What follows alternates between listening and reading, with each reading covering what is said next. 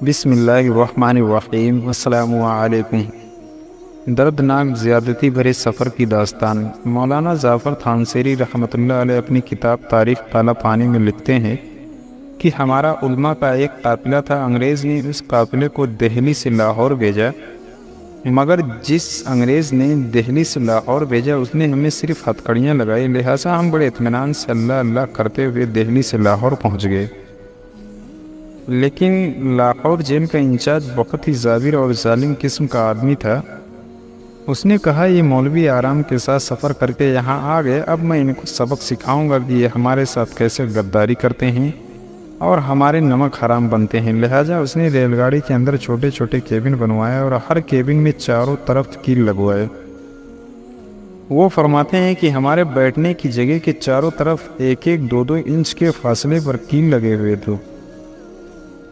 ان کیبنوں میں ہمیں بٹھایا گیا۔ جب ریل گاڑی چلتی اور پیچھے جھٹکا لگتا تو ہمارے جسم پر پیچھے کیل چبھ جاتے، جب دائیں طرف جھٹکا لگتا تو دائیں طرف کیل چبھ جاتے، جب بائیں طرف جھٹکا لگتا تو بائیں طرف کیل چبھ جاتے۔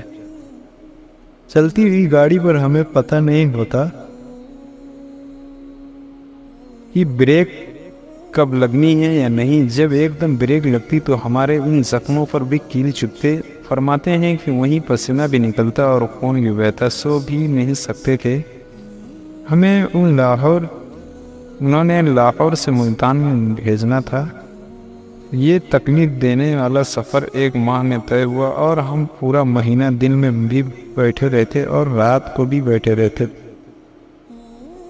اسی جگہ پر ہمارا پیشاب پاخانہ بھی نکل جاتا، ہمارے لیے پانی وغیرہ بھی کچھ نہیں ہوتا، جس کی وجہ سے بدبو بھی بہت زیادہ تھی۔ اتنی سخت سزا اس لیے دی کہ ہم تنگ آ کر کہہ دیں کہ جی آپ جو کچھ کہتے ہیں ہم مان لیتے ہیں، مگر قربان جائیں ان کی عظمتوں پر کہ انہوں نے یہ تکلیف تو برداشت کر لی، مگر انہوں نے فرنگی کی بات کو ماننا ناپسند کیا۔ فرماتے ہیں کہ 1 مہینے کے اتنے مشقت بھرے سفر کے بعد جب ملتان پہنچے تو وہاں پر موجود حاکم نے کہا کہ ان لوگوں کو ہم کل پھانسی کے پھندے پر لٹکا دیں گے۔ جب ہم نے پھانسی کی خبر سنی تو ہمارے دل خوش ہوئے کہ اب ہمیں اپنا مقصد نصیب ہو جائے گا۔ اگلے دن وہ جب ہمیں پھانسی دینے کے لیے آیا تو اس نے دیکھا کہ ہمارے چہروں پر رونق تھی، کیونکہ تھکاوٹ ختم ہو چکی تھی۔ ہمارے تر و تازہ چہروں کی چمک دیکھ کر وہ کہنے لگا، او ملاؤ، تمہارے چہروں پر مجھے تازگی کیوں نظر آ رہی ہے؟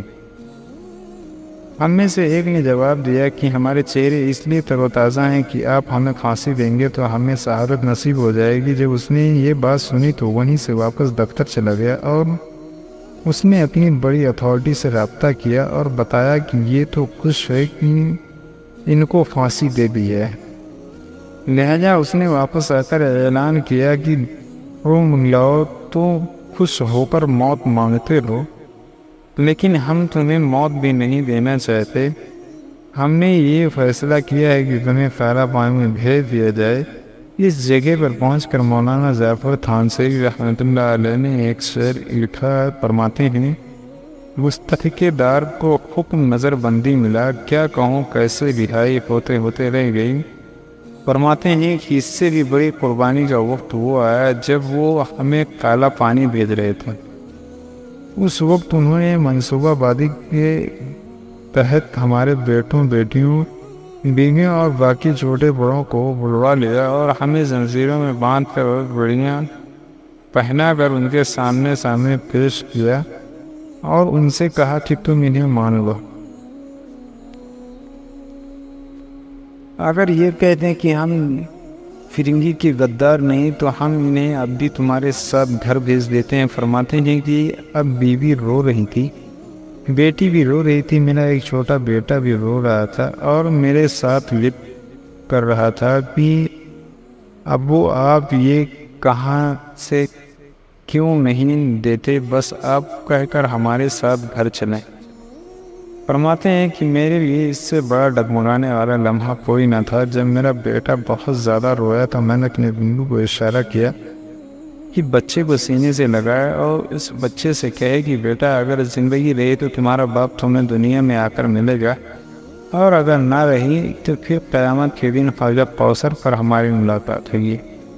میں سلام کرتا ہوں ان علماء کی عظمت کو، میں سلام کرتا ہوں ان کی استقامت کو، جنہوں نے اس قدر قربانیاں دے کر دین کی کشتی کو بحر ظلمات کے بھور سے محفوظ رکھا، اور اللہ کا شکر ہے کہ ہمارے پاس آج یہ دین